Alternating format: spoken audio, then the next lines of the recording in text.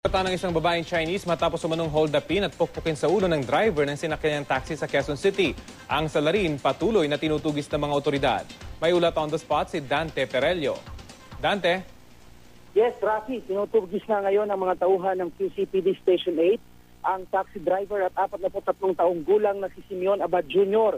Matapos nga niyang pukpukin sa ulo ng tire wrench ang 44 na taong gulang na babaeng Chinese na si Chen Jun.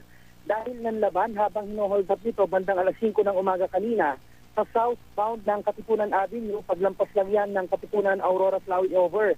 Nagkaroon naman ng pagkakataong makatakas at makahingi ng tulong ang duguang biktimang si Chen Jun mula sa mga tauhan ng MMDA na nagpapatrolya sa lugar ng mga oras na yon matapos sumampas sa gutter ng Katipunan Aurora Flyover ang sinasakyan nilang taxi nang mawala ng kontrol ang suspect dahil sa pagkataranta.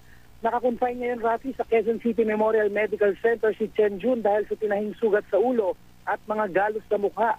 Natangay naman ng suspect mula kay Chen Jun ang bag na naglalaman ng 4 na ATM card, mga Chinese at Philippine money, digital camera, cellphone, passport at ID. Magpapahatid daw sana sa terminal ng bus biyaheng Pampanga ang biktimang si Chen Jun ang ma-hold up. Dumating naman sa QCPD Station 8 ang operator ng taxi, Rafi, at sinabing umextra lang daw ng biyahe ang suspect. Hindi raw niya ito lubusang kilala pero bago raw ang pang-hold up, ilang araw daw itong tumatambay sa kanilang garahe para makiusap kung pwede nga makibiyahe.